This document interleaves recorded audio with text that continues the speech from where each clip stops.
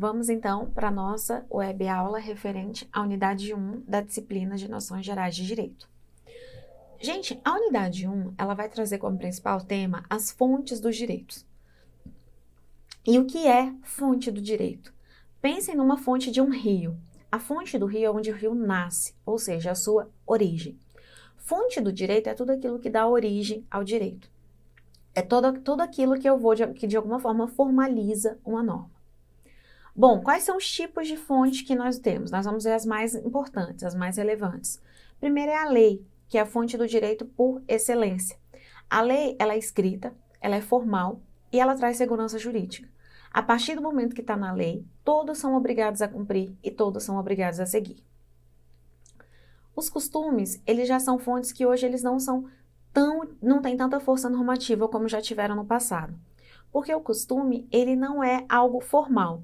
Quem cria é a sociedade. E o que é o costume? É uma prática reiterada da sociedade em que ela faz com a convicção de que aquilo é o certo. Tá?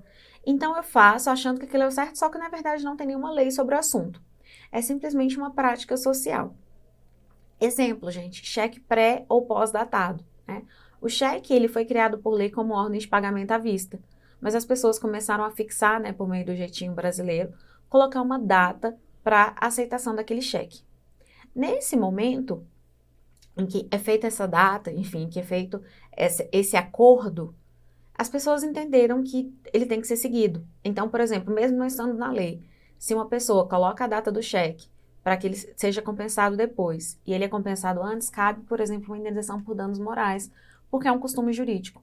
É algo comum e que hoje é aceito como norma jurídica.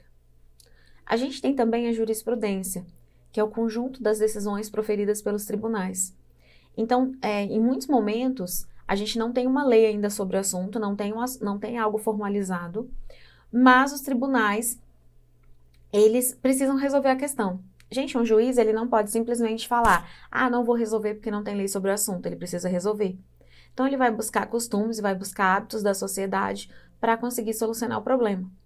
E aí eu trouxe como exemplo o casamento entre homossexuais, que é uma norma que hoje todo mundo sabe que existe, os casais podem ir ao cartório, todos os cartórios são obrigados a casar, mas até então não era uma lei. Até que em 2011, o STF foi lá e falou, não, peraí, eu vou reconhecer sim o casamento entre homossexuais, embora a nossa lei, a nossa Constituição fale que precisa ser entre homem e mulher, porque era uma realidade social. Então, muitas vezes a jurisprudência, ela precisa se adaptar à realidade que a lei ainda não conseguiu chegar. Né? A lei, enfim, ela demora um pouco mais de acordo com o contexto social, e muitas vezes o contexto muda e a lei ainda não foi alterada. Tá? A doutrina é o conjunto de estudos sobre temas jurídicos. Então, enfim, pareceres, estudos, livros, do que os grandes estudiosos do direito fazem, tá? A gente não tem uma regra para ser doutrinador, tem que ser doutor, tem que ser isso, tem que ser aquilo. Qualquer pessoa que publique uma opinião sobre aquele assunto vai ser considerado um doutrinador, enfim. E você pode usar para embasar uma decisão ou para justificar a alteração de uma norma. E aí eu coloquei como exemplo um parecer sobre a redução da maioridade penal. É um exemplo clássico de uma doutrina, enfim, que das pessoas estão defendendo ou estão sendo contra ou a favor da redução da maioridade. E é um estudo jurídico, enfim, é um estudo técnico sobre o assunto. Tá? Ele também não pode obrigar ninguém a deixar de fazer algo, certo? É só mesmo para ajudar. Né? Normalmente serve para ajudar na interpretação da lei ou na própria aplicação da mesma.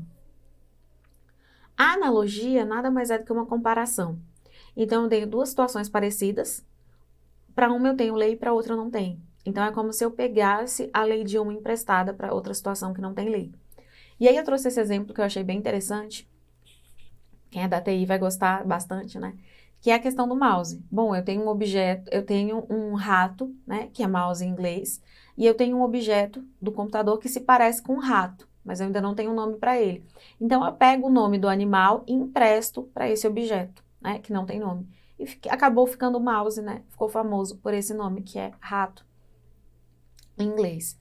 Então, eu tenho, por exemplo, uma norma que regula o sequestro, que é quando você mantém uma pessoa em cárcere privado. Mas eu não tenho uma norma sobre o sequestro relâmpago, que é quando você prende uma pessoa, você não está em cárcere privado, mas você força a pessoa, por exemplo, a fazer um saque num caixa eletrônico e depois você libera essa pessoa. Nesse caso, eu pego emprestada a norma do sequestro, porque eu não tenho uma norma sobre sequestro relâmpago, e uso e aplico por analogia, ou seja, por comparação, no sequestro relâmpago. Tem um exemplo que eu tenho certeza que vocês, alunos, adoram, né? Vocês pegam a prova do colega e falam, poxa, professora, mas a questão do colega você aceitou e a minha não. Isso nada mais é do que a aplicação da analogia. Gente, os princípios gerais do direito também são fontes jurídicas e são aquelas regras básicas, aquelas regras que você entende que todos devem seguir e que são socialmente aceitas e que espera-se que as normas jurídicas e as decisões judiciais também sigam. Então, a gente teria, por exemplo, a boa-fé, espera-se que as pessoas ajam de boa-fé, a autonomia da vontade, né? Todos são livres, então você não é obrigado a assinar um contrato, se você assinou porque você de fato queria. São exemplos de princípios gerais do direito. A equidade nada mais é do que a busca da justiça real. Então, muitas vezes, a norma, por ela ser geral, ela visa a atingir o maior número de pessoas. Mas muitas vezes eu preciso analisar o caso concreto para saber se a norma está sendo justa ou não. Então, para isso, a gente usa a equidade. E aí eu trouxe esse exemplo que eu achei muito legal, né? Tratar todos de forma igual, gente, é igualdade. Só que provavelmente eu vou estar prejudicando algumas pessoas. Tratar cada desigual na medida da sua desigualdade, isso é equidade. É você fazer que todos tenham os mesmos direitos, enfim. Então, isso está ligado com a ideia da equidade. E a gente tem como última fonte do direito os contratos, né, que são relações assinadas entre pessoas que se predispõem a assumir direitos e obrigações. Gente, o contrato ele é uma fonte do direito porque, entre as partes, ele tem força de lei. Existe um princípio do direito dos contratos que a gente chama de pacta sunt servanda, que é o contrato faz lei entre as partes. Nesse caso, a gente está falando necessariamente de que quem assina o contrato se obriga a cumprir aquele contrato ou a pagar multa em caso de descumprimento e etc.